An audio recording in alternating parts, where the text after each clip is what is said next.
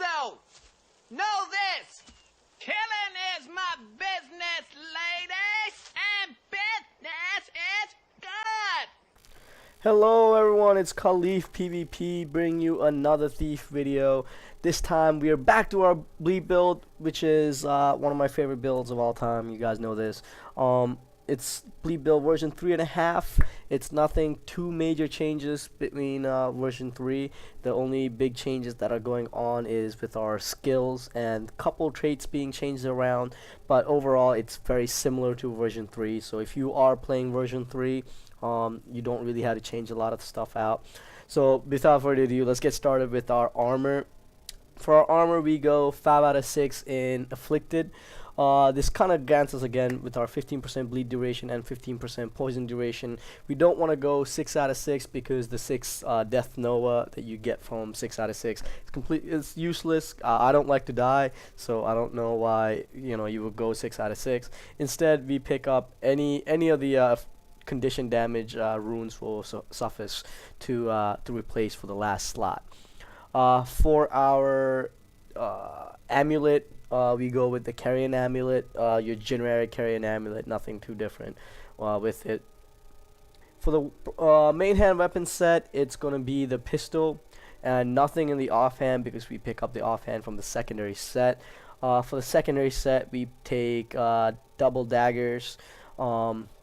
For the sigils for the weapons, we have plus 10 power on the pistol. The reason we have this is honestly I was looking through all the sigils and I couldn't really think of anything that was useful to me as a sigil, so I just put the plus 10 power. You can probably replace this with anything that fits your playstyle. For me, there wasn't really anything that I wanted, so I just went with something that was useful. For our secondary thing, again, couldn't find anything that was useful in terms of a sigil, so I just picked up the plus 5% damage. So at least that will give us some sort of buff in terms of playstyle. And your secondary one, this one's the important one. You want to make sure you have this one. This is Sigil of Agony, which increases bleeding duration by 10%. So let's go start with our traits. For our traits, we go 20 points into Shadow Arts to pick up Infusion of Shadow, gain 2 initiative when you use a skill that stealths you. And the next one we pick up is Hidden Thief, stealing grants you 2 seconds of stealth.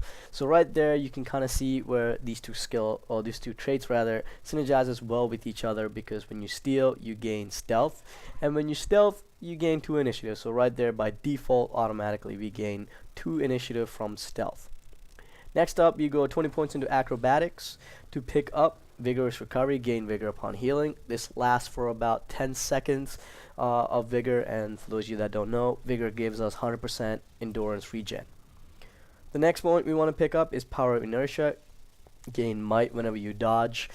This whole trait line is set up to synergize well with each other.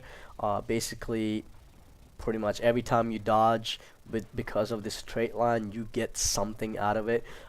You gain 2 seconds of swiftness, and you gain some of your endurance back.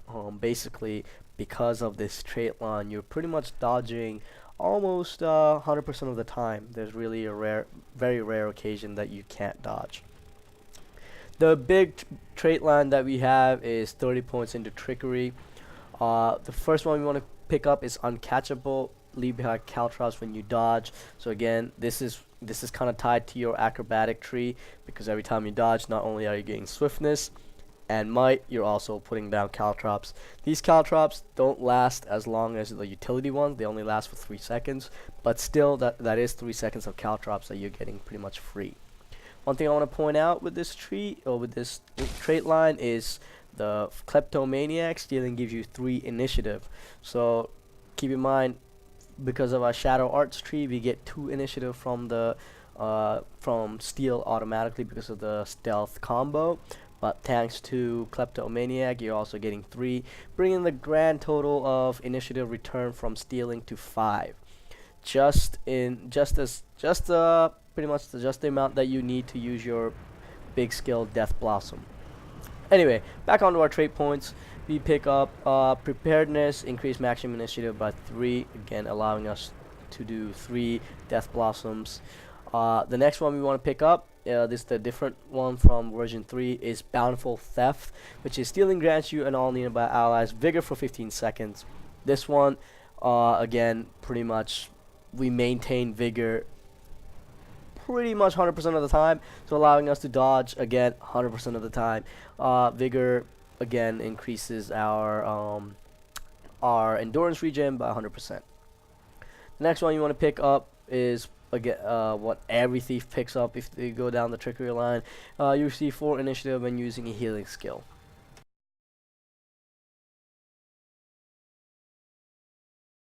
So on to our weapon skills and utility skills. A little bit I want to clarify. The primary weapon that you're going to be running around with is pistol dagger, which allows us to put 3 stacks of bleeding. However, the primary weapons that you're going to kill things with is your double daggers. So why do we have both, and why is it so confusing? So for pistol dagger, we get our auto attack vital shot puts 3 stacks of bleeding. So since it's free, we want to run around in that so we can set up our bleeding stacks before engaging our target in a melee environment. We want to have that leeway of bleeding starting off.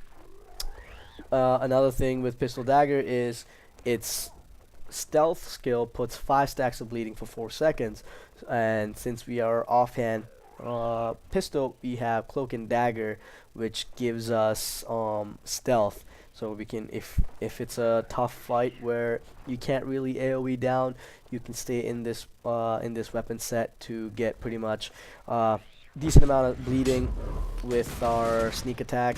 And we can kind of chain this multiple times as long as you don't have that debuff on you that disallows you from stealthing. So how does this build work out? I think there's plenty of videos on my channel with my bleed build.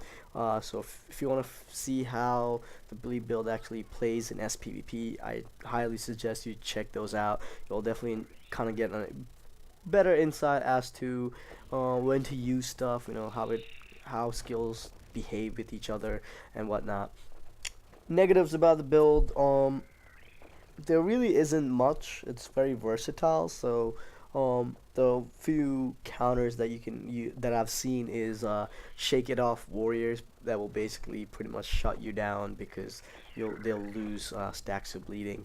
But overall I like it. I think it's very enjoyable, and you got a lot of defensive capabilities because of Death Blossom's evasive utility that's built into it. Yeah, that's pretty much about it. Let me know what you guys think about it. Let me know if you guys have any questions, comments, suggestions.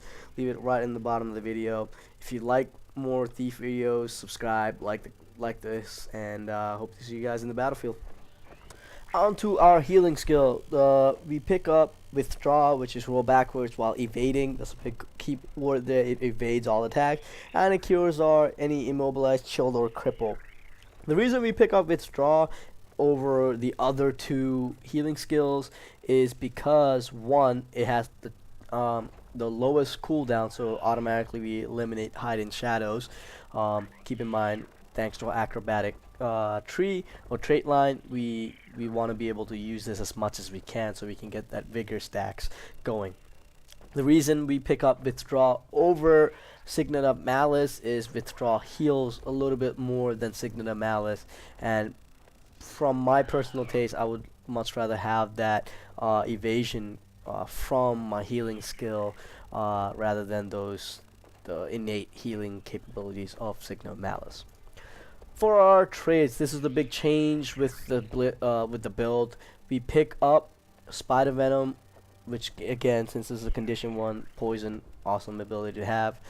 We pick up Caltrops. Caltrops basically you put down these Caltrops and it puts a stack of bleeding and it lasts for, I believe, 14 seconds. Yeah, 14 seconds. At any time an opponent gets on this, they get not only crippled but also a stack of bleeding.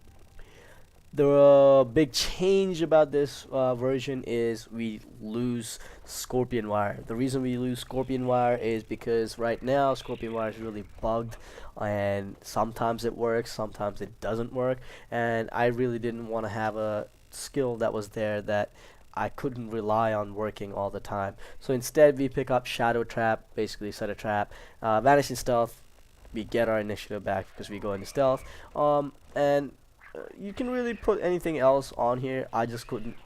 I personally couldn't see anything that was useful that was on here, so that's why I picked up Shadow Trap. None of the venoms are useful because we are condition heavy. We don't really care about vulnerability, nor do we care about chill defect because Death Blossom really does cover a decent amount of distance. So because of that, I chose Shadow Trap. But if you feel like there's something better that fits your playstyle, feel free to take that one instead of Shadow Trap. For the elite, just like before, we pick up Dagger Storm because of its awesome bleeding capabilities, as well as its cripple that we have with it. So, how does this build work out? I think there's plenty of videos on my channel with my bleed build. So if you want to see how the bleed build actually plays in SPVP, I highly suggest you check those out. You'll definitely kind of get a better insight as to when to use stuff, how skills behave with each other and whatnot. Negatives about the build, there really isn't much. It's very versatile. So the few counters that that I've seen is Shake It Off Warriors that will basically pretty much shut you down because they'll lose stacks of bleeding. But overall, I like it. I think it's very enjoyable, and you got a lot of defensive capabilities because of Death Blossom's evasive utility that's built into it. Yeah, that's pretty much about it. Let me know what you guys think about it. Let me know if you guys have any questions, comments, suggestions. Leave it right in the bottom of the video. If you like more Thief videos, subscribe, like this, and hope to see you guys in the battlefield.